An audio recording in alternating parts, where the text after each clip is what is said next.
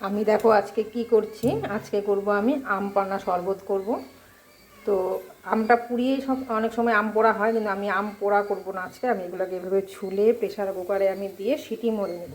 আর এটা করলে এটা কিন্তু 2-3 দিন রেখে বা কয়েকদিন রেখেও কিন্তু খাওয়া যাবে। সেই জন্য আমি এটা আজকে এভাবে করবো, আম পোড়াটা করব না। তো চলো এটাকে ছুলে আমগুলো আমি সেদ্ধ করে নিয়ে আসছি। আমটা ওইদিকে সেদ্ধ হোক ভালো করে। আর এইখানে আমি দেখো একটু জিরে আর মৌরি শুকনো খোলায় আমি ভেজে উঠাবো। এটাকে ভালো করে একটু শুকনো খোলায় ভেজে গুঁড়ো করে রাখবো। আর গোলমরিচ, এখানে গোলমরিচ দিতে হয়, যেহেতু আমার গোলমরিচটা আমার গুঁড়ো করাই আছে, সেহেতু আমি এখানে আর গোলমরিচটা দিলাম না। তো এগুলোকে আমি হালকা করে ভেজে তারপর আমি গোলমরিচটাকে মিশিয়ে দেবো।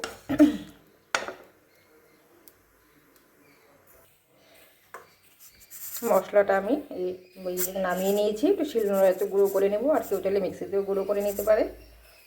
আর যদি গোলমরিচের গুঁড়ো ঘরে না থাকে, এগুলোর সঙ্গে কিন্তু কিছু গোলমরিচও দিয়ে দিতে হবে, দিয়ে একসঙ্গে ভেজে নামিয়ে নিতে হবে।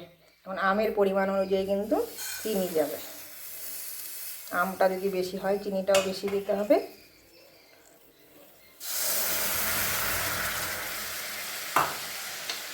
চিনিটা একটু জাল হোক। আমটা আমি সেদ্ধ হয়ে গেছে, ওটা আমি বের করে ভালো করে চটকে নিয়ে আসি, বা একটু মিক্সিতে ঘুরিয়ে নিলে একটু ভালো হবে বেশি। আমি মিক্সিতে ঘুরিয়েই নিয়ে আসবো এটা। ততক্ষণ এটা একটু জাল হোক, হালকা আছে। আমগুলো থেকে দেখো পুরোটা আমি একদম চেঁচে ভালো করে সেদ্ধ হয়ে গেছে। একটা ভালো করে আমি সব নিয়ে নিলাম।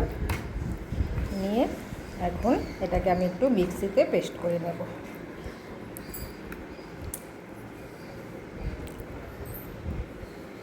এটাকে আমি এখন মিক্সিতে পেস্ট করে তারপর ওখানে দেব। চিনিটা জাল হচ্ছে। আর এখন আমি এই আমটা দেখো কি সুন্দর হয়েছে, মিক্সিতে পেস্ট করেছি। আর এটা না একদম যদি কাঁচা আম হয় আরও সুন্দর, কালারটা একদম সবুজ হয়, কিন্তু আমটা আমি ঘরে রেখেছিলাম তো একটু কালার হয়ে গেছে আমটাতে। তো চলো এটা দিয়েই করে দিচ্ছি। আর তোমরা করলে একদম কাঁচা আমটা দিয়ে করবে, একদম সবুজ কালার হবে, খুব সুন্দর হয় দেখতে। তো এখানে আমি এটা দিয়ে দিচ্ছি, দিয়ে একটু জাল করে নেব।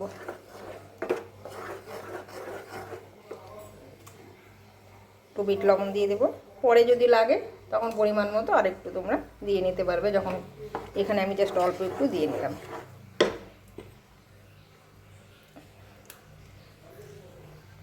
তো এটাকে আমি একটু ভালো করে এখন জাল করে নেব। আমটা যদি এইভাবে আমরা করে রাখি না, তাহলে কিন্তু 2-3 দিন কিন্তু ফ্রিজে রেখে বের করে কিন্তু খাওয়া যায়। এটা ঠান্ডা হয়ে থাকবে, একটুখানি নিয়ে জল মিলিয়ে মশলাটা মিলিয়ে দিয়ে কিন্তু অনেক দিন পর্যন্ত খাওয়া যায়। এটাকে একটু ভালো করে জাল করে তারপরে আমি ঠান্ডা করে শরবতটা বানাবো, আম পান্না শরবতটা। গরমের দিনে কিন্তু খেলে একদম পেট ঠান্ডা হয়ে যায়, আর খাওয়াও তো খুবই ভালো।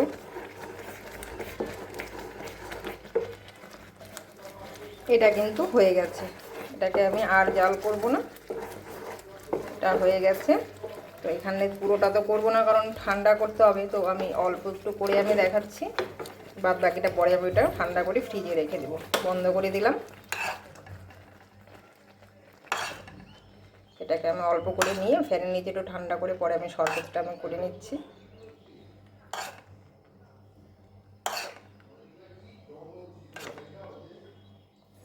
আমি এতটুকু আমি ফ্যানের নিচে ঠান্ডা করে নিয়ে আসি। ঠান্ডা হয়ে গেছে, তো এখন চলো আম পান্না শরবত বানিয়ে ফেলি। আমের গ্লাসটা আমি এভাবে দিয়ে দিচ্ছি এখানে।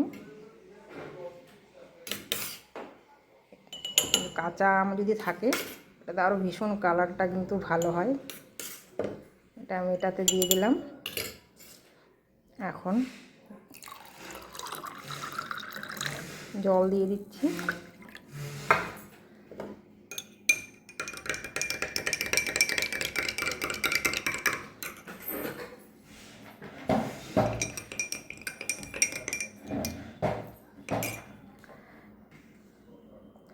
একটু মশলা করে রেখেছিলাম, সেই মশলাগুলো দিয়ে দিলাম। জিরে আর মৌরি, তার সঙ্গে অল্প গোলমরিচের গুঁড়ো দিতে হবে, অল্প একটু গোলমরিচের গুঁড়ো।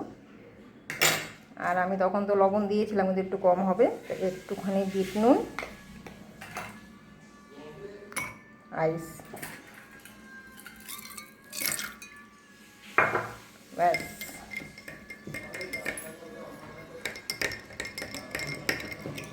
এই হয়ে গেল আম পানা শরবত।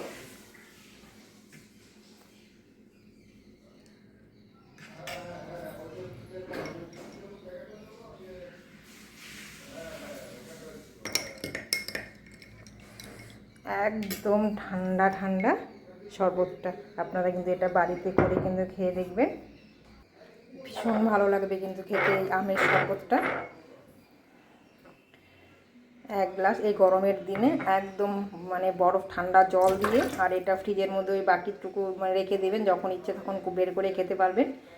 তো কেমন লাগলো আমার এই ভিডিওটা? ভালো লাগলে অবশ্যই শেয়ার করে দেবেন, আর ইউটিউব চ্যানেল দেখলে সাবস্ক্রাইব করে আমার পাশে থাকবেন। আপনারা সকলেই ভালো থাকবেন, সুস্থ থাকবেন। আমি আবার আসবো অন্য দিন অন্য ভিডিও নিয়ে। আমি আজকে এখানেই শেষ করছি। নমস্কার।